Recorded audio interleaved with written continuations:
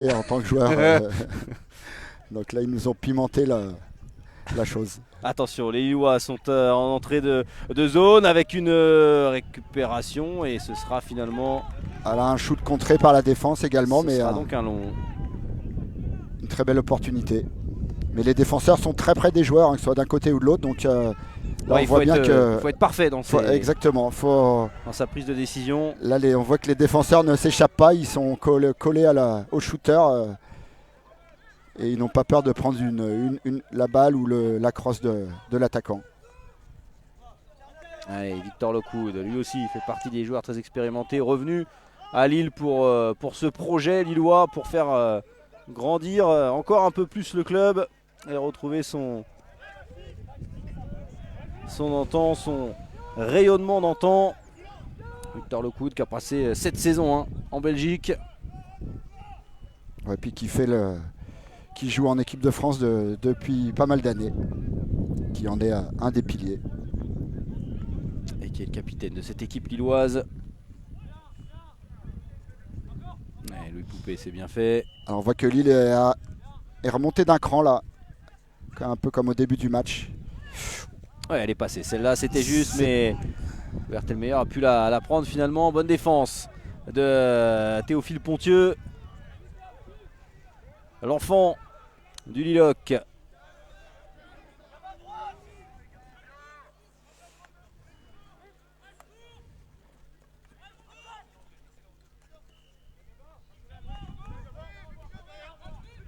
Et c'est bien ce que fait Laura Zzouri là devant Victor Lockwood qui finalement a réussi à passer, mais le mauvais blocage d'Adrien Cousin. Ouais, on voit une très bonne défense de l'attaquant là qui est resté toujours au contact de Victor. Et ça c'est bien fait aussi pour trouver Béziers encore une fois. Mais Diego Paz, bonne défense. Il va même réussir à conserver cette balle et obtenir la faute.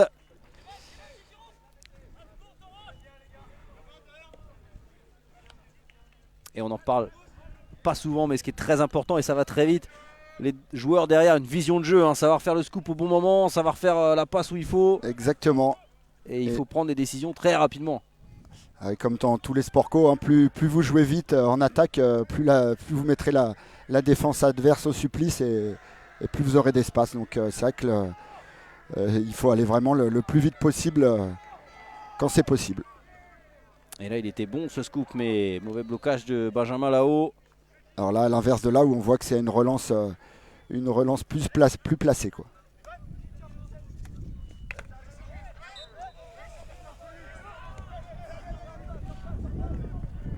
Et l'arbitre a estimé que c'était Luca Monteco qui avait monté cette balle. Voilà, petit pied là. Mais on voit Lille qui ressort un petit peu la tête de l'eau. Enfin, non pas qu'ils étaient au fond du trou. Non, mais ils avaient été plutôt dominés exactement, en début et là, de on voit qu'ils qui vont plus de l'avant là. Ils essayent en effet de ressortir. Oh, attention, elle est bonne cette déviation. Le voilà. Le premier but. Il est pour le Liloc. Dans le deuxième quart-temps, Lille qui mène 1-0. Et on va le revoir, mais la combinaison elle est très très belle. Exactement, c'était comme on disait tout à l'heure, là, un envoi vers la tête de cercle avec un avant qui vient faire une déviation pour modifier la trajectoire de la balle et tromper la défense en place. Donc très bien joué du Liloc. Et en ce qui s'agit du buteur, je vais essayer de vous dire ça très rapidement. Je crois que c'est Facundo Sarto Di Pipo. Là je t'aide pas. L'Argentin. Alors non, pas du tout. C'est Lautaro Castano, un autre Argentin. Bon, c'est un Lillois. Exactement, ouais, ça, j'avais pas de doute là-dessus. Mais c'est bien Lautaro Castano. Lui qui a joué longtemps en Espagne. Et si ce nom vous dit quelque chose, c'est parce que c'est le fils du coach, Carlos Castano, le coach du Liloc.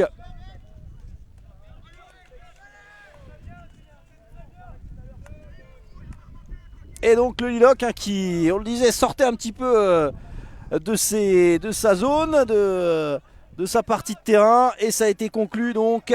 Exactement, on va voir s'ils arrivent à faire la même chose maintenant qu'ils mènent d'un but. S'ils arrivent à ne pas trop reculer pour rester dangereux. Ouais, c'est ça, où maintenant il faut savoir maîtriser. Parce qu'on attend de voir la réaction de Montrouge désormais. Et la bonne sortie de Gaspard Denis. Ah bah, ce qui est sûr, c'est que Montrouge va pousser. Bon, il y a encore beaucoup de temps, il n'y a pas de problème, mais encore faut-il, une fois avoir marqué, ne pas se recroqueviller. Il est bien fait ce décalage. Diego passe, ça s'est manqué.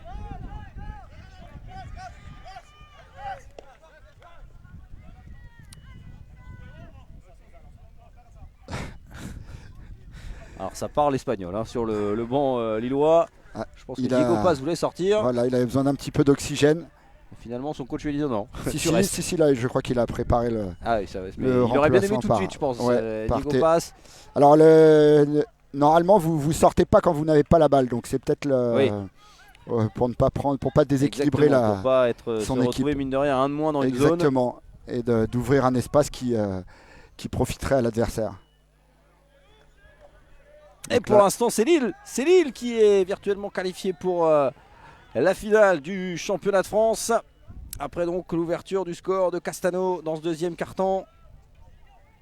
Alors oui, là il nous reste 5 minutes avant la mi-temps, un petit peu moins, mais il reste énormément de temps. Donc je ne pense pas qu'il puisse se contenter de défendre jusqu'à la fin. Quand on sait qu'en 10 secondes au hockey sur gazon, on peut être d'un bout à l'autre du terrain. Exactement. Et marquer. Là, c'est sûr que le suspense est encore total. Mais Lille a fait peut-être le plus dur en marquant ce but. Louis Poupé, bonne défense du buteur. Et derrière encore Brieux de Lemazur qui est en feu. Qui fait un très très bon match. Le Lillois depuis le début. Très bon match défensif. Ah ouais, puis il relance très bien également. Il ne perd pas les balles. Non seulement il est là en défense, mais quand il la récupère, il en fait pas n'importe quoi. Et Diego Paz qui est sorti, qui a sa place à Tipeee. Théophile Pontieux.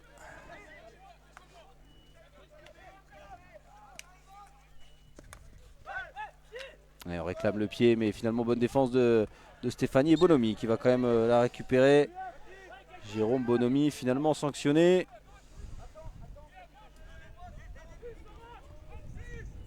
Et on tourne du côté du CAM. Voilà, il va falloir qu'il trouve un intervalle parce que tout à l'heure Louis Poupé a envoyé, mais il n'y avait pas de. Voilà, comme ça exactement. Il avait fait déjà ça, mais si vous envoyez sur une défense arrêtée, il y a peu de chances que ça passe. La balle perdue, et il y a heureusement pour le CAM la bonne défense et la crosse qui traînait de Louis Poupé. Louis a très bien défendu parce que là c'était, il y avait de l'attaquant lillois derrière, donc c'était Arthur Goyot qui était prêt à partir au but. Et Stéphanie pour Corentin Cellier. Et il a failli passer une première fois, une deuxième fois, ça sera finalement un long. C'est plutôt bon signe pour Lille, on voit pas trop Corentin Cellier. Exactement, c'est ce que j'allais dire. Corentin, il n'a pas d'espace pour l'instant, ils sont très regroupés derrière, donc il n'a aucun espace et son défenseur le marque de très près. Voilà, on voit là, il lui met le coude dans les côtes pour lui dire je suis là. On a bien préparé cette demi-finale là, du côté de Lille. Bon, vous me direz, moi si j'étais coach, même sans voir, je dirais qu'il faut bien prendre Corentin Cellier. Mais c'est sûr. Et puis là, Corentin, il s'est trouvé un copain pour l'heure de jeu là. Attention, Goyot qui va essayer d'y aller. Oui, là il y a obstruction de l'attaquant qui n'a pas le droit de mettre sa crosse en opposition à la balle pour empêcher le défenseur de jouer la balle. Et c'est là où les arbitres doivent être très bons parce que ça se joue à pas grand chose. Exactement, c'est de l'appréciation. Mais là ça paraissait assez clair. Et la balle est levée. C'est ce qu'a estimé l'arbitre encore une fois. Et ça va pouvoir permettre à Lille de sortir pour les 2 dernières minutes qu'il reste à disputer dans cette première période. Là, mais on voit que c'est une équipe lilloise très sereine. Déjà quand ils étaient venus jouer contre Saint-Germain ici, ils jouaient de cette manière là, très, très serein.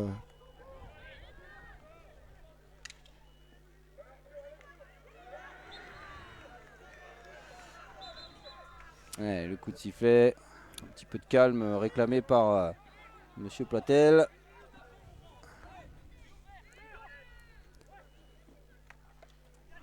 Ils avaient joué très calmement, mais je crois qu'ils avaient pris 5-1 ici par Saint-Germain. Non, ils ont battu, ils ont gagné 2-1. Ah oui, 2-1, pardon, oui, je me suis trompé de ligne. Oui, ils sont venus gagner 2-1. Non, C'est bizarre que vous me disiez qu'ils étaient tranquilles alors que Non, ils aient non. pris une petite volée et ils sont venus gagner 2-1 exactement. Tout à fait, on voit ils sont sereins et en plus ils ont une très bonne technique là. Et attention, il y a un carton qui va sortir. Le Voilà, carton vert. Carton vert pour Lucas Monteco. C'est donc 2 minutes dehors. Et là on voit qu'ils restent pas bloqués derrière hein, les Lillois, donc ils continuent à jouer. Ils ont bien raison parce que sinon le match va être long pour eux, mais ils gèrent vraiment bien leur fin de mi-temps. Et là ils auront donc une supériorité numérique jusqu'à la pause. Vont-ils en profiter les Lillois pour faire le break? Allez, pourquoi pas une bonne balle dans la zone. Très bonne défense du capitaine.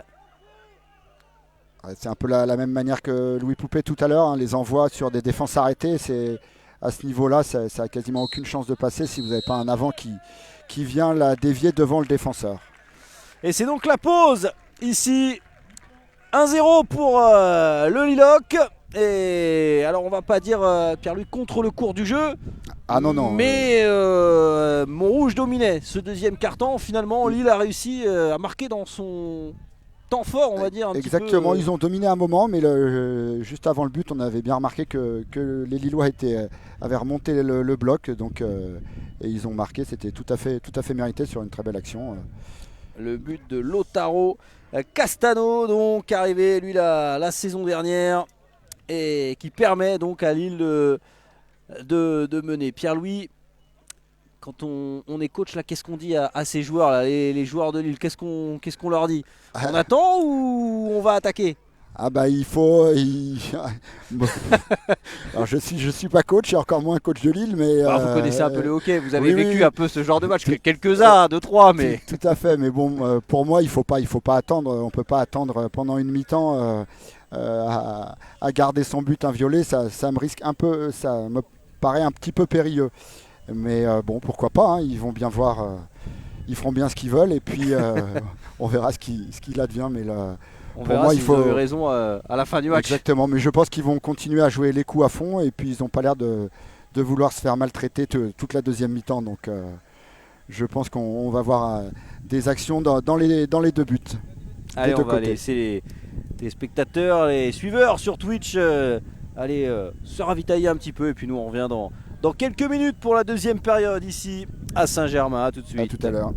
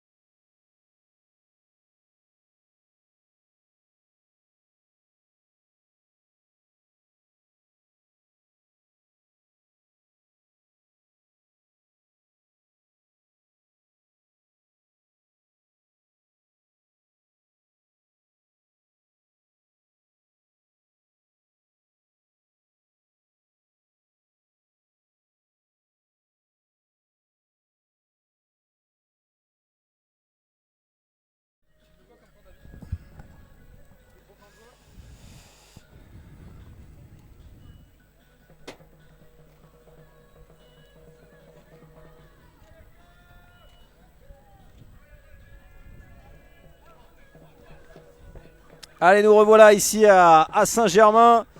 Saint-Germain-en-Laye pour la seconde mi-temps de cette première demi-finale des championnats de France de hockey sur gazon élite. Et pour l'instant, vous le voyez, c'est Lille qui mène 1-0 depuis le milieu du deuxième quart-temps grâce à Castano, Lautaro Castano. Et Pierre-Louis, c'est vrai qu'il n'y a pas beaucoup d'occasions dans ce match, c'est assez fermé, il faut être très très précis pour s'en créer une. Exactement, très peu d'occasions de part et d'autre d'ailleurs. C'est ce qu'on disait à la pause là, ensemble, c'est qu'il va falloir que Montrouge là, pour bouger ce bloc lillois qui a l'air très serein, et il va falloir qu'il tente un petit peu plus un petit grain de folie, quoi, je pense. En perdant le moins de balles possible, mais peut-être un peu moins scolaire. D'être un peu moins scolaire et de créer un peu de différence là, ce qui n'a pas trop été le cas notamment de Corentin là, qui peut être très dangereux, mais là il a été très bien pris par la défense lilloise et en n'ayant pas beaucoup d'espace, il n'a pas pu faire grand chose. Ouais, et puis 2 PC pour Montrouge, 1 PC pour Lille, c'est pas des gros scores. Non, c'est sûr. Là on voit que les deux défenses sont très bien en place et les joueurs sont au contact, donc vraiment des très belles prestations défensives de part et d'autre pour l'instant, donc il n'y a pas d'espace. Donc il va falloir en créer, notamment pour Montrouge s'ils veulent espérer aller atteindre la finale. Et aussi, Lille va aussi peut-être se questionner sur quelle attitude adopter au fil des minutes qui vont passer.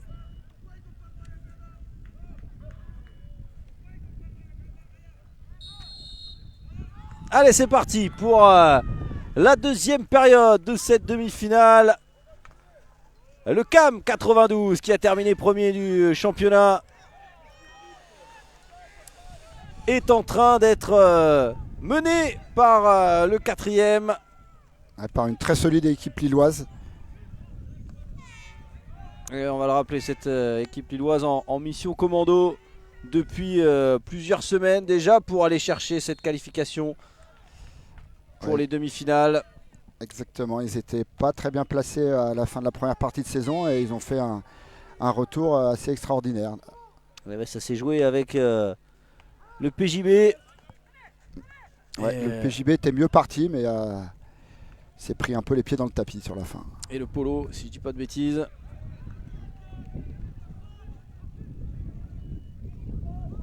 Allez, Victor Lecout pour repartir de sa zone. Essayer de ressortir. Et Brieux de Mazur qui va prendre les commandes avec Paz. Lockwood. Là on voit Paz qui est reculé en défense centrale pour la relance. Et on attend, côté lillois, on attend d'être attaqué par les joueurs du CAM. Et qui était 10. Exactement, qui est désormais revenu à 11 avec Luca Monteco, qui avait pris un carton vert juste avant. Là c'est sûr que les Lillois ils vont pas rendre les ballons sans que Montrouge les obtienne. Donc il va falloir que Montrouge les presse un petit peu à un moment.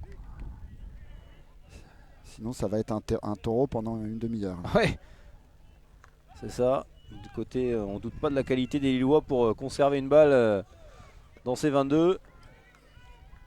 Allez, Victor Lecoud qui va retrouver Diego Paz, c'est bien fait, une longue balle dans la zone et bonne défense d'Alexis Desgouillons, mais il va falloir se sortir de ce pressing.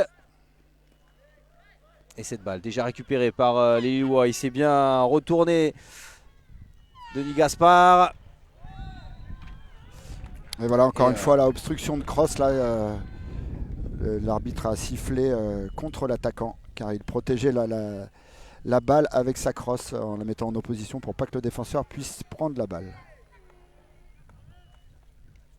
Ça peut donc repartir pour le CAM avec le scoop. Et les deux joueurs étaient dans la zone au moment de... Voilà, mais en fait le défenseur était très proche dès le début, donc il donne avantage à la défense.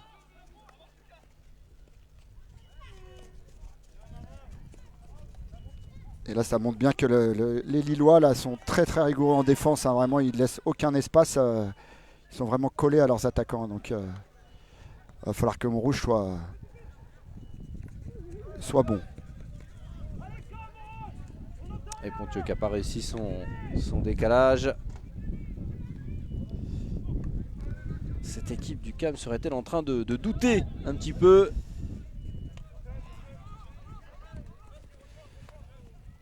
À douter encore une fois, hein, il restait énormément de temps, hein, donc ils prennent la mesure peut-être. Hein, bon, je pense pas qu'ils gèrent, hein, mais bon, il n'y a rien de perdu, hein, que ce soit pour l'une ou pour Montrouge ou pour Lille. Il n'y a rien n'est gagné pour Lille et rien n'est perdu pour Montrouge. Donc, ouais, en hockey, on commence à se précipiter dans les 2-3 dernières minutes. Quoi, ouais, c'est ça. S'il y a un but de retard, oui, ça va s'affoler peut-être à 3-4 minutes de la fin. Hein.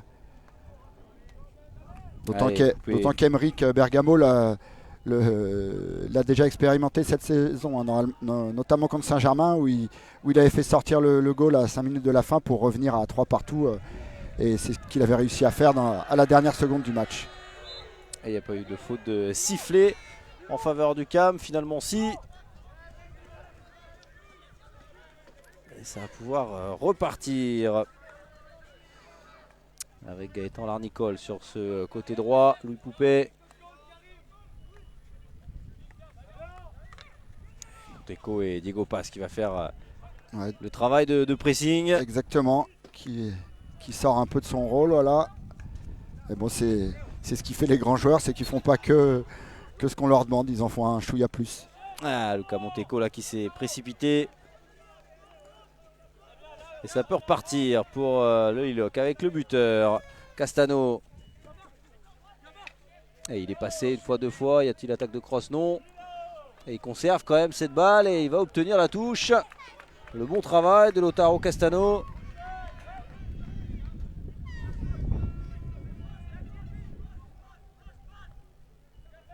Et Théophile Pontieux qui va aller effectuer cette remise avec Victor Lecoude qui a changé de côté. Le décalage est fait avec Ezequiel Herman, autre Argentin de cette équipe. Et c'est pas mal trouvé ça dans la zone. Attention, peut-être une nouvelle possibilité pour les Lillois. Et la remise, elle manque un petit peu de précision. Ouais, exactement, pas au bon endroit. Mais on voit que les défenseurs du CAM sont un petit peu plus loin des attaquants de Montrouge que l'inverse. Donc c'est vrai que là, on voit vraiment que les Lillois ont dû bosser sur la rigueur défensive parce que vraiment c'est assez impressionnant là. Et Montrouge, ils n'arrivent pas à faire la même chose. Il ne laisse pas un centimètre. Non, exactement. Et puis là, il gagne la bataille du milieu là. Donc, et on l'a vu, encore une balle perdue par Montrouge, vite récupérée tout de même avec Evan Rimbaud. Le joueur formé du côté du Stade Lavallois. Et il faut le dire, du côté de l'ouest de la France, le hockey progresse à vitesse grand V. Attention à cette longue balle. Sortie du gardien. Voilà, qui donne l'avantage à la défense. Alors là, c'est vraiment, comme vous disiez tout à l'heure, à l'appréciation. Hein. Ouais. J'avais cette impression que le gardien est allé un peu sur ouais, l'attaquant après que cette balle soit, là, soit donnée. Je pense qu'il y a autant d'avis que de spectateurs. Là. Ouais, c'est exactement ça. Tout le monde. C'est vrai que ça gagnerait à être un petit peu plus clair cette règle. Ce serait quand même plus agréable pour les arbitres et les joueurs également. Oui, parce que les arbitres doivent prendre une décision dans la seconde. Ils n'ont pas le temps de tout à fait analyser pendant des heures et des heures. Et souvent, je sais pas, je vais apprendre Pierre-Louis, on peut être frustré des fois par une décision arbitrale. Hein. C'est le moins qu'on puisse dire. Et puis là, plus le match va avancer, plus ça va être le cas. Notamment pour l'équipe qui est menée. Donc, il va falloir garder ses nerfs jusqu'au bout. Elle a une nouvelle faute en faveur des Lillois. L'arbitre estime que... Encore à la réception de ce coup. Voilà. Le joueur du CAM est venu trop vite dans la zone. Dans la zone de réception, tout à fait. Voilà, on voit encore une équipe lilloise très sereine. Là, voilà, Et ils réussissent à créer les décalages avec un espace et encore une fois un petit peu d'espace pour l'attaquant lillois ça lui permet de récupérer la balle. Et Arthur Goyot qui essaie de se frayer un chemin, qui va obtenir la faute. On est dans les 22, ça va jouer vite avec Paz qui va essayer de rentrer dans la zone, d'aller chercher quelque chose. Non, ce sera une obstruction de la part de l'Argentin. Ouais, alors ça c'est effectivement là on touche aux deux règles du hockey qui sont un peu à l'appréciation de l'arbitre et qui sont très compliquées à arbitrer et à appréhender parce que c'est vraiment l'obstruction de cross puis et la ça joue restriction sur, de sur scoop. une Ouais. demi-seconde. Hein. Ah, c'est ça. Parce que là, si ça vous empêche de conduire la balle vers la gauche, et quand vous avez la balle, c'est assez compliqué à arbitrer. Et puis à comprendre quand vous êtes joueur. Pontieux a réussi à changer le cours de cette balle et Victor Locoud obtient la faute devant Laura Zuri.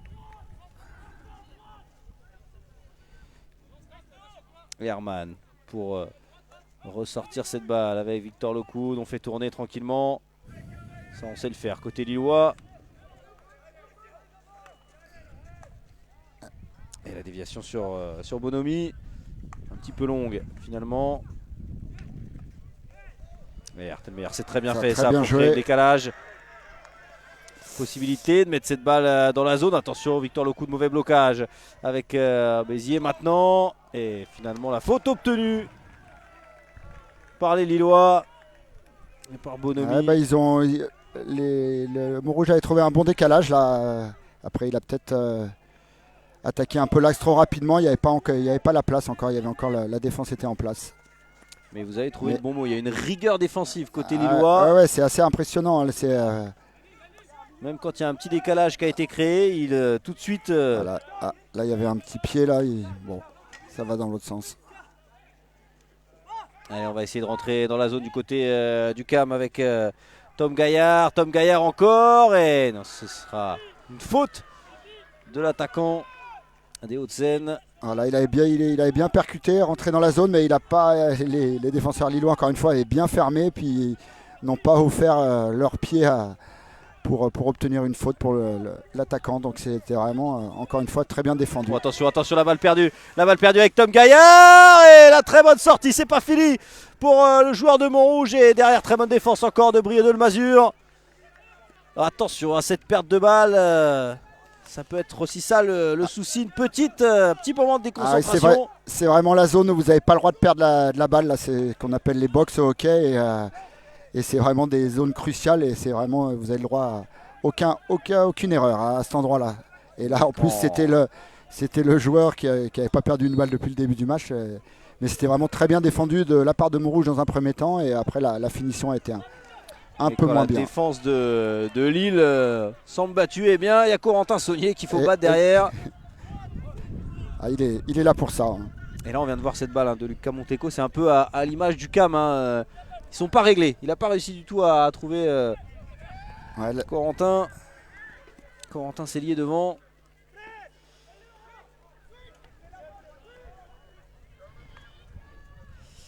Ce décalage.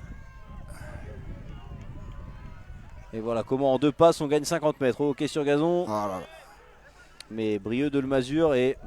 J'allais dire Brieux de Lemazur est parfait. Voilà. Ça se passe toujours comme ça. Exactement, il ne faut pas même pas le penser. En tout cas, il était là pour la récupération. Dans un premier temps, c'était très bien défendu. Après la relance, sa passe était un chouïa trop longue. Et les supporters du CAM qui mettent l'ambiance. On se rappelle pour ceux qui étaient avec nous. Lors de la finale à Cambrai la saison dernière, les supporters du CAM et de Cambrai et les Lillois du coup, puisque c'était Lille contre Montrouge, il y avait une ambiance phénoménale. Nul doute que tout au long du week-end ici à Saint-Germain ce sera la même chose. Et on le rappelle, donc 13h, l'autre demi-finale élite masculine entre Saint-Germain et le Racing. Et puis cet après-midi, les demi-finales élite féminines avec presque les mêmes affiches. Ce sera Cambrai contre Montrouge. Ça, ce sera le dernier match de la journée. Et puis il y aura là aussi un Saint-Germain Racing à jouer chez les filles. Voilà, mauvaise passe de Jules Johnson. Effectivement, on voit qu'il y a un peu plus de déchets dans le jeu de Montrouge. Hein. Puis alors maintenant, leur souci numéro 1 avant de vouloir revenir, c'est de ne pas se frustrer pour garder une chance de revenir au score. Mais là, ils ont encore toutes leurs chances. Hein. Il reste 20 minutes de match là. Ouais, Corentin Célic qui n'a pas eu beaucoup de balles à exploiter, qui va peut-être essayer d'aller provoquer là justement. Mais face voilà, il a 2 joueurs devant lui, donc ça va être compliqué là. Et derrière, Victor Locoud était bien placé. Et le CAM qui va peut-être réussir à mettre un petit peu la pression.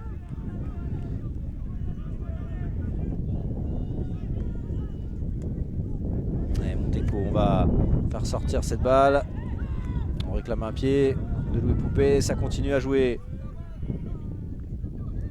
Et le décalage avec Béziers à l'entrée de la zone, il va ressortir des pointillés. Voilà, encore Briola qui sort une balle un peu galère à défendre parce qu'elle sautait, mais ils sont encore une fois bien sortis.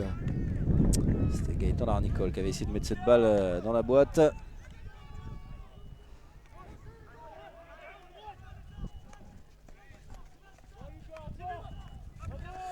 Ouais, on a changé un petit peu du monde, la récupération, il y aura la faute de siffler avant sur Sarto. Facundo Sarto. Voilà, on entend les joueurs de Montrouge qui commencent à s'énerver après l'arbitre car ils trouvent que Lille ne joue pas assez vite, mais malheureusement ils vont pas accélérer le rythme. Attention, donc il va falloir qu'ils gardent leur calme s'ils veulent espérer quelque chose. Oui, parce qu'on le sait, ok, on se rapproche un peu du rugby, on s'éloigne énormément du foot. Ne soyez pas trop virulents avec l'arbitre, hein. Ok, ça tout de suite on est pénalisé. Oui, les arbitres laissent pas trop la possibilité de se laisser s'exprimer, hein. Non, ouais. Oui, un chouïa, mais c'est pas pour ça qu'ils vont changer leur décision. C'est ça en plus. Voilà, on voit que Lille a quand même plus de mal à garder la balle, hein. Mais bon, pour l'instant, Montrouge n'en fait pas grand-chose. Il leur manque peut-être un petit peu de justesse technique. Et c'est la fin du troisième quart-temps. Rien n'a été marqué dans ce troisième quart-temps. C'est donc Lille qui est toujours devant, qui mène 1-0 depuis le milieu du deuxième quart-temps. Et en effet, Pierre-Louis, on sent un Montrouge un peu déréglé, un Montrouge qui se pose beaucoup de questions là. Ouais, exactement, hein, ils ont très peu d'espace, très peu de balles, donc ils ont encore plus, quand ils ont une balle qui arrive, ils ont encore plus la pression et ça va monter, ça va être de pire en pire au fur et à mesure des minutes, donc va falloir vraiment qu'ils aient du mental pour garder leur contrôle sur la balle et sur le jeu. Et ils n'ont plus que 15 minutes entre guillemets, hein, c'est énorme en hockey, mais voilà, on rentre quand même dans le dernier quart-temps et ils sont menés. Voilà, ils ont pas laissé grand chose, hein, les Lillois. Il y a eu juste une petite erreur là de passe au niveau des 22 où il a perdu une balle qui aurait pu permettre à Montrouge d'égaliser, mais sinon ils n'ont rien donné jusque là et je pense qu'ils vont essayer de continuer sur le même. Et c'est ne pas encaisser de but pendant 45 minutes par Montrouge, c'est très fort, hein, ce que fait Lille, hein. Ah oui, Montrouge qui a marqué 72 buts en 18 matchs cette saison, en saison régulière. Ouais, non, mais ça se voit, même sans connaître les statistiques, hein, on voit que l'équipe lilloise a vraiment bien préparé son match, hein. Ils sont vraiment au contact tout le temps, ils laissent aucun espace, c'est vraiment très solide, hein. Donc là, ça va. Bon courage à Montrouge là.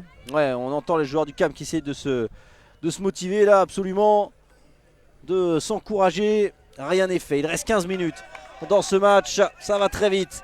Ok, on le sait. Et du côté de Lille, on a envie d'aller chercher cette finale. Alors on va détailler. Montrouge est qualifié pour le HL la saison prochaine puisqu'ils ont remporté la saison régulière. Et le prochain ticket, c'est pour le champion de France. Exactement. Et c'est ce que me disait Antoine Moreau. Pour eux, finir quatrième, quoi qu'il arrive, il faut donc gagner les 2 matchs pour être en EHL la saison prochaine du côté de Lille. Voilà, c'est le cas des 3 autres équipes hormis Montrouge. S'ils veulent aller en EHL, c'est soit être en finale contre Montrouge, soit gagner le titre. Oui, c'est ça. Là, pour l'autre demi-finale entre Saint-Germain et le Racing. Attention, parce que là, Béziers, il y a une première attaque pour les joueurs de Montrouge. Il n'y aura pas de faute. Elle était réclamée, mais pas de faute sur Jules Stéphanie. Et là, ça commence un petit peu à crier sur le banc. Il y a le banc qui commence à monter en pression. On réclame je pense que sifflet. Ce n'est que le début. Mais bon, ça.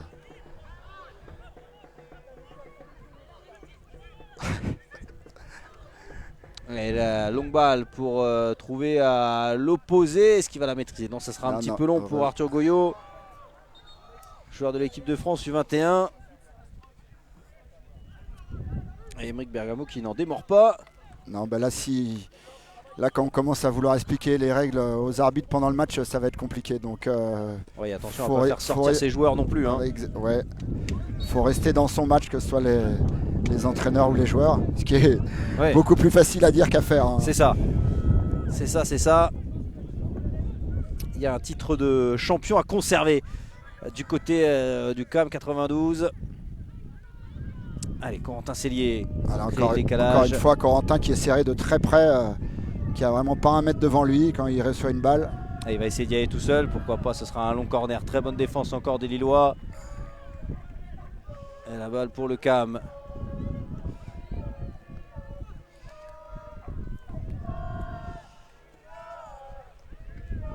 Et attention, pourquoi pas encore, Corentin Cellier.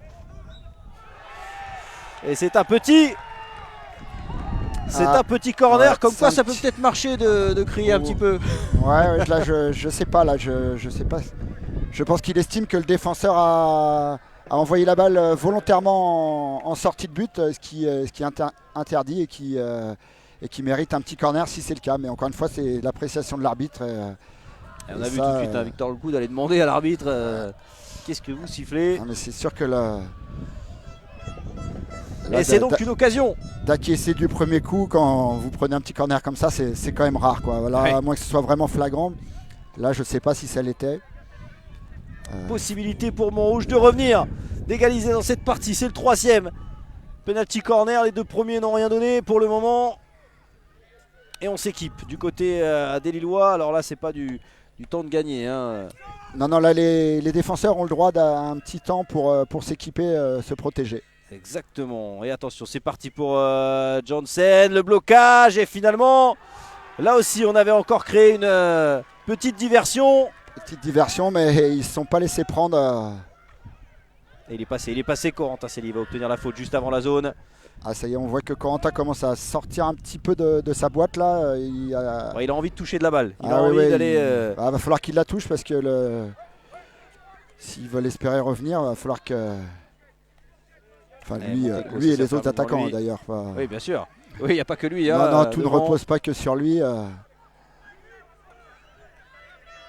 Mais là, on voit clairement qu'il commence à toucher plus de balles. Oh, attention à la déviation, justement, de Corentin Cellier.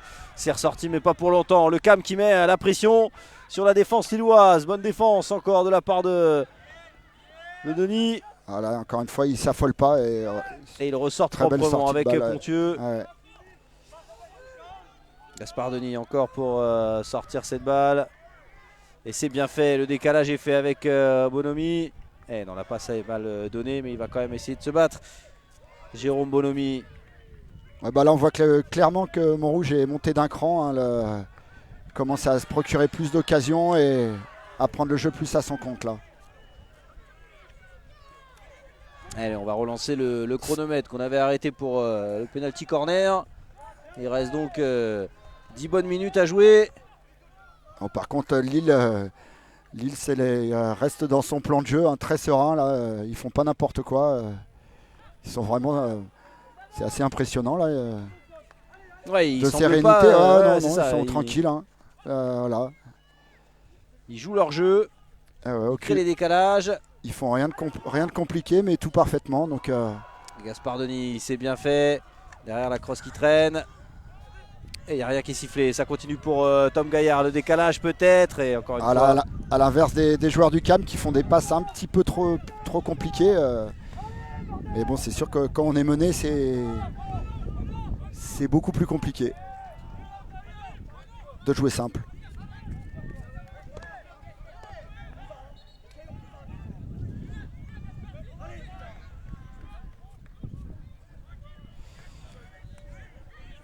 Et il est encore avec là-bas Herman. Sur le côté, il tente de passer. Il va obtenir la faute. Allez, Herman encore pour créer le décalage sur le côté avec Gaspard Denis.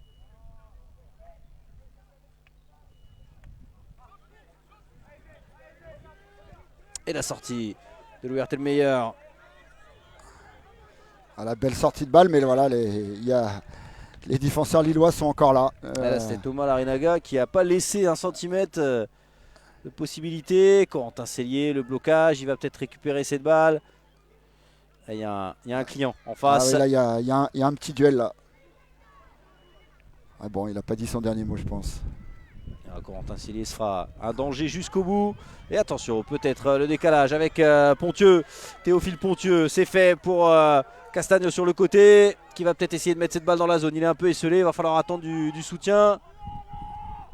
Ça va arriver derrière avec voilà, son coéquipier. Et cette balle dans la zone. Et encore une fois, bonne défense. Castagno qui va essayer de passer devant Jensen. Et Tom Gaillard pour ressortir cette balle, mais pas de faute. La triplette argentine là, il y a un côté droit lillois totalement argentin. Ouais, bah ouais, c'est un peu à l'image du match là. Montrouge a plus de déchets que Lille. Hein. Pour l'instant, ça se joue juste là-dessus. Enfin, il me semble. Hein, ils font des erreurs que les Lillois ne font pas. Ah, puis là, il va pas. Ouais. Et voilà, il y a un duel avec Facundo Sarto qui va essayer de passer. Il est passé l'Argentin une fois, deux fois et la crosse par terre parfaitement pour Alexis Desgouillons. Et attention, il y a peut-être une contre-attaque à jouer avec Béziers qui va essayer d'accélérer. Mathis Béziers, ça va se refermer devant lui et très bonne sortie. L'expérience de Victor Lockwood qui a mis fin à ce contre. Ouais, l'expérience et le bon retour défensif. Hein. Et on voit qu'à chaque fois qu'un joueur du CAM attaque, il a deux Lillois sur le dos. Donc il lâche rien. Allez, peut-être une nouvelle balle dans la zone. Attention, elle est levée cette balle. Voilà, levée, mais elle a été contrée par Saunier, un défenseur. Donc il récupère un long corner. Artel meilleur avec Louis Poupé. Elle envoie les décalages. Les joueurs sortant du CAM qui tirent un peu la langue là. Ils ont besoin d'un peu d'air pour revenir dans 2 minutes. Allez, Desgouillons, pourquoi pas, mais c'est pour personne. La machine de Montrouge est déréglée actuellement, mais il reste du temps. Encore 7 minutes 45. Exactement. Après, c'est sûr qu'au niveau expérience, hein, les Lillois sont un peu plus âgés, hein, certains. Donc les jeunes du CAM sont de très bons joueurs, mais il leur manque peut-être un petit peu d'expérience. Pour le moment, parce que le discours d'Émeric Bergamo, avec qui j'ai pu discuter hier, qui me disait on a une équipe jeune, il y a des joueurs qui découvrent l'élite pour la première saison. Et puis qui ont fait une super saison l'année dernière. Et il leur manque peut-être. Rappelons que. Il leur manque peut-être l'équivalent de Paz. Rappelons tout de même que Montrouge cette saison a été chercher 2 coupes d'Europe, hein, ce qui est quand même énorme, 2 Eurotrophies. La saison dernière, pardon. Et attention, cette frappe elle est contrée, ce sera un long. Voilà, encore une fois, les défenseurs lillois sont présents et ils ne s'affolent pas du tout.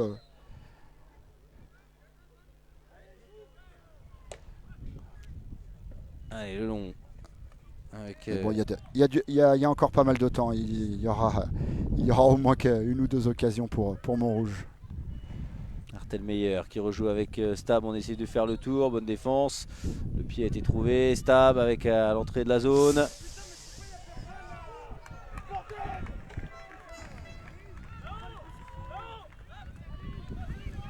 Et attention, la pression qui monte un petit peu du côté du CAM. Ouais, alors là, effectivement, c'était un envoi en tête de cercle pour dévier la balle, mais le joueur dans le cercle n'est pas venu chercher. Attention, parce que là on va réussir à la prendre du côté de Pio. Et il y a du monde dans la zone. Et le très beau retour. Il était important celui-là d'Evan Rimbaud. Bah là c'est sûr que celui-là il fallait pas le prendre. Et l'intervention de Paz encore parfaite. Le décalage pour Pipo, Facundo. Et finalement, bonne sortie on voit de Boulerie. Ah, puis les Lillois ils restent très en place, hein, là, même sur la récupération de balle du CAM, il y avait encore 6 joueurs de Lille qui défendaient, donc c'est vraiment une rigueur défensive qui est impressionnante. Et Mathis Béziers qui allait chercher cette faute, c'est ce qu'a estimé l'arbitre.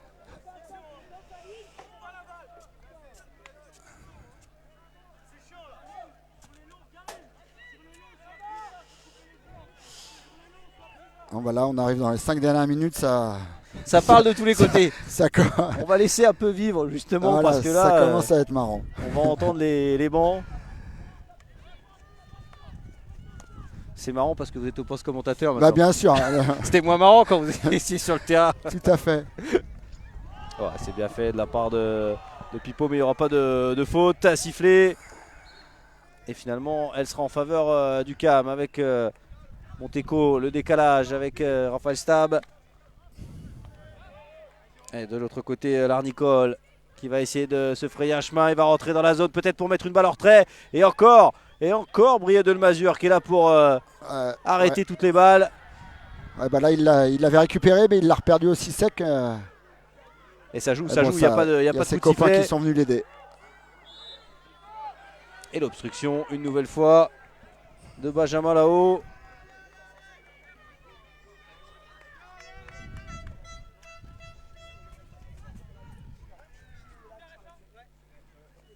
Et là, on voit les 11 Lillois qui sont dans leur 22. Et encore une fois, Brieux de Lemazur qui fait un match extraordinaire. Je ne sais pas ce que vous en pensez, Pierre-Louis, mais s'il y avait MVP à sortir de ce match.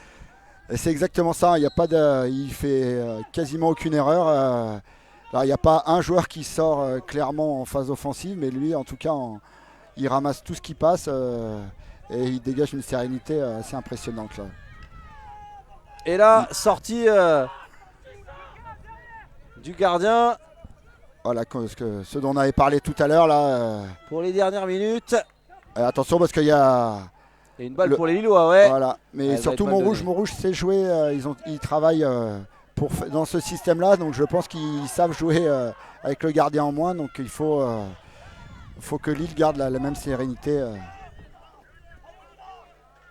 Et pour l'instant, ce nouveau format de la demi-finale sèche, et de la finale le lendemain, et surtout la demi-finale sèche, elle est en train de profiter à Lille. Et la longue balle, on va essayer de trouver le décalage. Il y a un défenseur. Voilà, donc l'attaquant était dans la zone bien avant, donc là c'est tout à fait normal. Oh, Corentin Cellier qui tente le shoot. La très bonne défense de Victor Lockwood qui obtient la faute. Exactement, ils continuent sur leur lancée. Les Lillois, ils sont toujours au contact et il n'y a vraiment pas un mètre de libre pour les attaquants de Montrouge. Donc là, c'est d'Arthur Goyot. Il y a encore du temps pour revenir, mais quoi qu'il en soit, l'équipe de Lille a fait un match défensif pour le moment vraiment impeccable. Et là, la décision, elle semble assez étrange de l'arbitre qui va devoir s'expliquer avec les joueurs. C'est vrai qu'il semblait tout seul. Là, il y a le deuxième arbitre qui va. Oui, ça semble logique parce que là, à la réception, il était tout seul, le joueur de Montrouge. Ouais, c'est ça. Donc là, c'est l'autre arbitre qui lui a indiqué que. Et on avait arrêté le temps. Donc là, il va falloir repartir, Exactement. Arrêter. Là, les deux arbitres de terrain peuvent communiquer et éventuellement changer la décision si l'arbitre le plus loin a mieux vu l'action en question. Et balle récupérée par Montrouge avec Monteco, Poupée. Monteco, il va falloir mettre une balle dans la zone. Corentin Cellier. Elle est levée, il n'y a pas eu de faute sifflée pour l'instant. Et Paz qui va essayer de sortir cette balle et très intelligemment. Qui va faire du bien à son équipe. On est dans les dernières minutes de cette demi-finale. Pour l'instant, c'est Lille. Là, il est clairement là pour ça. Et il fait vraiment un match impeccable pour l'instant, Paz là. Et c'est vrai que pour amener cette sérénité et puis cette technique. Et s'il y avait un mot à ressortir, hein, Pierre-Louis, là. Un Lille rigoureux, extrêmement rigoureux. Exactement. Et Alexis Desguillons, il va pouvoir créer le décalage, cette balle dans la zone. Et encore une fois, Brieux de Lemazur qui est parfait, mais il y aura un peu essai, il y aura un penalty corner. Accueilli presque comme un but, mais il faut le transformer maintenant. Exactement, il ne faut pas trop célébrer c'est pas gagné encore, mais c'est vrai que Brieux de Lemazur a très bien intercepté la balle, mais le défenseur est venu très vite lui contester et a réussi à obtenir la faute. Donc là, il reste un peu de temps, mais il faut rester serein pour envoyer au mieux. On voit l'arbitre qui qui est pas content qu'il y ait des supporters derrière. Je sais pas pourquoi, mais si l'arbitre s'occupe même des supporters. Ouais, on lui demandait tout à l'heure pourquoi vraiment... il refusait ça. Ouais, je sais pas pourquoi. Je pense pas qu'il y ait une règle qui interdise aux supporters d'être derrière les buts. Ouais, parce qu'ils sont même pas sur le terrain du tout. Hein. Non, non, non. Là, presque, il interdit aux gens de passer sur le chemin qui est derrière le terrain. Ouais, mais non, c'est à ce moment-là, c'est plus le même métier. Hein, ouais. Peut-être qu'il s'occupe de la sécurité dans des endroits différents quand il n'est pas arbitre de hockey. Attention, c'est parti. Là, on va s'intéresser à Louis Poupet. Quelle sortie de Brieux de Lemazur. C'était sur le pied. Ouais, ça sera le 5e blessé, mais énorme sortie. Hein. Ah oui, oui, c'est ce qu'on disait tout à l'heure. C'est que les premières vagues, ils mettent leur corps en opposition pour éviter l'envoi vers le but. Là, les nouvelles possibilités. Ça repart encore. Louis Poupet. Et encore une fois, Brieux de Lemazur. Et cette fois, il n'y aura pas de PC. Non, là. Et Brieux de Lemazur qui s'est bien rattrapé du PC concédé au début. Et Montrouge qui va devoir. Là, il a fait vraiment 2 super sorties. Hein, là. C'est vraiment un geste défensif très important. Exceptionnel. Mais à l'image de son match. Tout à fait. Vu le client qu'il a en face, là, c'est vraiment. Là, sur ces 2 sorties successives, là, c'est vraiment impressionnant. Elle n'est pas sortie cette balle. Si elle est sortie de la zone, ce sera donc pour les Lillois. Et je pense que si Frédéric Soyer, alors je pense qu'il sera là hein, ce week-end. J'en ai aucune idée. Je ne l'ai pas vu aujourd'hui, mais je pense qu'il encore est là. Peut-être, mais peut-être qu'il regarde sur Twitch en tout cas. S'il voit le match de Brieux de Lemazur, ça doit le conforter dans le fait de faire grandir ce joueur avec l'équipe de France désormais. C'est sûr qu'il fait vraiment un excellent match. Oui, je vais peut-être arrêter de le dire parce qu'on va croire que la famille de Lemazur m'a donné un petit peu d'argent pour vanter les mérites. Pas du tout, hein, je tiens à le confirmer. Allez, attention à cette longue balle. Ça va arriver de l'autre côté pour Jules Janssen. Et voilà le but pour Montrouge qui égalise juste avant le coup de sifflet final. Incroyable ce scénario. Ah là, c'est très dur pour Lille hein, qui tenait vraiment le match d'une sérénité impressionnante là. Mais bon, félicitations à Montrouge hein, parce qu'ils y ont cru jusqu'au bout en faisant pas mal de petites erreurs, mais ils ont vraiment été jusqu'au bout d'eux-mêmes. Bravo. Et on a parlé de la jeunesse de Montrouge. Là, c'est peut-être le joueur le plus expérimenté, Jules Janssen, qui vient marquer ce but. Et ça frappait belle, hein, il est au deuxième poteau. Très bel envoi. Alors, il était un peu tout seul pour le coup. Il s'est retrouvé tout seul, mais ce qui est un peu normal, c'est un arrière latéral. Donc, les Lillois ne l'attendaient pas à cet endroit, quoi. Mais en tout cas, bravo à Montrouge d'être revenu parce que dans le jeu, moi j'ai trouvé que sur la deuxième mi-temps, Lille avait géré quasi de main de maître cette deuxième mi-temps. C'est ce qu'on appelle revenir sur le gong. Ouais, plus que ça, c'est quand même compliqué, quoi. Ouais, là, il y a eu le coup de sifflet juste après, le jeu n'a même pas repris. Et donc là... Là, ça doit être dur pour les joueurs lillois, hein, parce que vraiment, ils ont fait un excellent match.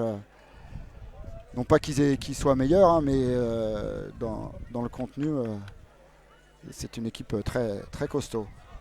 Est-ce qu'on va voir directement maintenant les shoot-outs ? Des shoot-outs, tout à fait. Il n'y aura pas de prolongation, ce sera une séance de shoot-out incroyable. Et là, il va falloir être très fort encore dans les têtes pour aller défier les gardiens qui n'auront pas beaucoup de choses à faire hein, dans ce match, hein, les gardiens. Ouais, les 2 défenses ont été omniprésentes et les gardiens ont fait très peu d'arrêts. Il y a le goal de Lille qui a fait un bel arrêt en début de deuxième mi-temps là, sur la perte de balle de passe dans l'axe là, qui a permis à son équipe de continuer de mener. Mais sinon les gardiens, j'ai pas vu d'autres arrêts que ça. Non, ils n'ont pas été vraiment mis en danger. Il va donc y avoir un duel entre Antoine Michel, le gardien formé au CAM, et Corentin Saunier, qui apporte à cette équipe de Lille son expérience du très très haut niveau. Il va devoir l'apporter sur cette séance donc de shoot-out. Alors on va rappeler les règles, hein, le joueur qui attaque par de la ligne des 22 mètres. des 22 mètres et à 7 secondes. 8 secondes, 8 voilà, secondes. pour marquer le but en 1 contre 1 contre le gardien. À l'image du hockey sur glace. Exactement. C'est le shootout qui a été intronisé dans le hockey sur gazon depuis quelques années et qui est une des spécificités de notre sport. J'ai l'impression Emprunté que les 5 joueurs à de l'autre Montrouge ont été choisis. Corentin Cellier, Mathis Bézier, je vois Tom Gaillard, je vois Louis Poupé et Lucas Monteko. Monteko. Voilà. Bon, alors là, ils doivent avoir 22 ans de moyenne d'âge. Donc, Ouais. Il faut avoir des épaules solides. tout à fait. Et je pense que c'est Lucas Monteko qui va être le premier à s'élancer.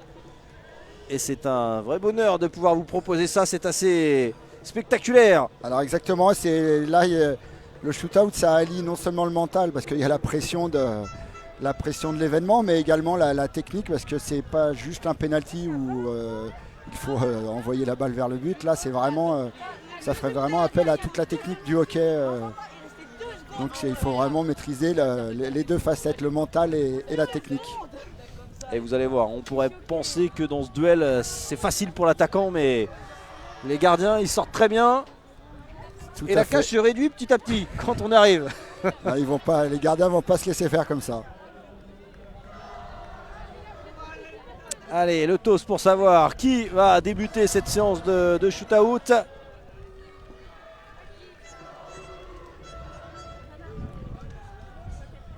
Et là, pour les entraîneurs, le match est terminé. Maintenant, c'est aux joueurs de faire les exploits.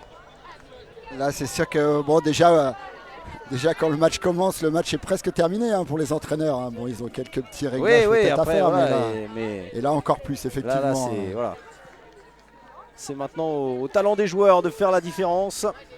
Le talent et le sang-froid. On choisit les joueurs ou on demande qui est volontaire? Alors je pense chacun fait bien sûr comme il veut, mais il vaut mieux demander et puis bien sûr choisir d'avoir un panel restreint. Mais après il y a l'instant T, quoi. Et c'est Victor Lockwood, le premier à se présenter face à Antoine Michel. Pour le Liloc, c'est parti. Lockwood face à Antoine Michel. Lockwood qui se retourne et parfaitement transformé d'un revers. Voilà, dans le temps imparti, donc impeccable. Pas eu de 8 secondes, on le rappelle, pour aller marquer. Et donc Lille qui met la pression aux joueurs de Montrouge et à Lucas Monteko, le joueur formé du côté de l'IJHC, à côté de Toulouse. Allez, Monteko, le duel face à Corentin Saunier. Attention, Monteko, il va essayer de trouver une solution et Corentin Saunier qui laisse traîner la crosse et qui sort cette balle. Ah oui, ça c'est très, très bien joué de la part du gardien là, qui connaît très bien le hockey. C'est une des combinaisons de l'attaquant qui est très souvent utilisée. Donc il n'y a peut-être pas eu assez d'amplitude dans le mouvement de Lucas. C'est cette fameuse virgule à effectuer très rapidement. Que Corentin connaît par cœur. Et qu'il a su lire. Allez, le deuxième Lillois a s'élancé. C'est Brieux de Lemazur qui a fait un match parfait. Brieux de Lemazur qui va faire le tour. Et parfait. L'arrêt, attention, c'est pas fini. Finalement, les 8 secondes sont terminées. Voilà, alors encore une fois, très belle intervention du gardien de but. C'était pas loin de passer, mais il y avait le bout de la crosse du gardien qui a intercepté la balle. J'ai cru que Brieux de Lemazur était passé. Finalement, il n'a pas pu pousser au fond. Moi aussi, j'ai cru que c'était passé, mais il y avait... Antoine Michel avait laissé un bout de crosse. Ouais. Il avait rallongé un petit bout de sa crosse, donc ça a permis de le rattraper.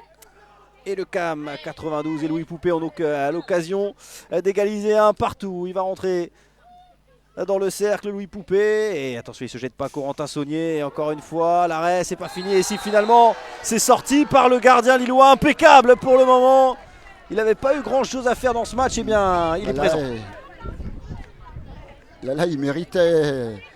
Il mérite d'être là, parce que là, franchement, il fait 2 super arrêts. C'est pas le joueur qui a raté, là, c'est vraiment le gardien qui l'a sorti. Troisième tireur pour le Liloc, Théophile Pontieux. Je vous le disais, l'enfant du Liloc, lui qui a été prendre de l'expérience en Belgique et en Allemagne. mais qui est revenu. Ah, dans son il manque cœur. une balle. Ouais, c'est mieux pour jouer au hockey, c'est plus facile. Les ramasseurs sont partis. Ils ont envie d'admirer les shoot-outs, ils ont oublié qu'ils avaient des balles à envoyer. Exactement, on les voit sur le côté là. Allez, Théophile Pontieux. Tipi face à Antoine Michel. Il rentre dans la zone encore. Il va essayer de se retourner là aussi. Et ça passe! Ça passe pour Théophile Pontieux. Ça fait 2. Ça passe Pour au ras du Lille. sabot. Et ça devait être dans la limite du temps. Hein. On devait arriver à la 7e seconde. Et ça fait 2-0 pour Lille et Corentin Cellier qui doit peut-être être frustré de son match, qui n'a pas eu de possibilité, mais qui va devoir laisser éclater son talent pour permettre à Montrouge de marquer. Corentin Cellier qui part encore dans la même position, qui essaie de se retourner. Voilà, le but pour Montrouge. Cette fois, il réussit à prendre le dessus sur Corentin Saunier. C'était juste. C'était juste, mais bon, c'était bien réalisé. Puis on voit encore une fois Montrouge qui lâche pas l'affaire, hein, qui court après le score comme dans le match, mais rien n'est fini là. Tant que le dernier tireur n'est pas parti. Et c'est pas encore une balle de match, mais si Arthur Goyot venait à marquer. Oh, le poteau d'Arthur Goyot qui avait tenté un truc plutôt pas mal. Et finalement, c'est le poteau qui sauve le CAM, qui a l'occasion donc d'égaliser avec Mathis Bézier. Au CAM depuis 3 saisons maintenant. Et qui va aller défier Corentin Saunier. Allez, c'est parti pour Mathis Bézier qui va se mettre revers. Magnifique! Oh, magnifique, ouais, là. Parce que Corentin leur laisse pas beaucoup de place à la balle. Hein, donc vraiment, c'est très bien réalisé de la part de Mathis, là. Qui envoie ça juste sous la barre. C'était culotté, c'est passé, bravo. Et ça fait égalité parfaite. Au moment où le 5e tireur va se présenter, c'est Paul Piot pour les Lillois, ancien joueur de Douai, lui aussi appelé en équipe de France et qui va devoir défier Antoine Michel. Paul Piot qui se décale et c'est magnifique. Ça fait 3-2 pour Lille et la pression sur les épaules de Tom Gaillard désormais, la course qui a l'obligation de marcher, qui a l'obligation de marquer, pardon. Et là, vous le disiez, hein, Tom Gaillard, la vingtaine. La vingtaine, exactement. Faut être solide. Là, faut être solide. Je préfère être à tes côtés, là. Allez, c'est parti pour 8 secondes. 8 secondes pour croire encore à une qualification en finale. Tom Gaillard qui a la pression sur ses épaules avec Corentin Saunier. Il va passer, il va le marquer. Il va le marquer, il l'a pas, la pression, Tom Gaillard. Ah, il l'avait, mais il l'a géré comme un chef. Il l'a géré, exactement. 3 partout.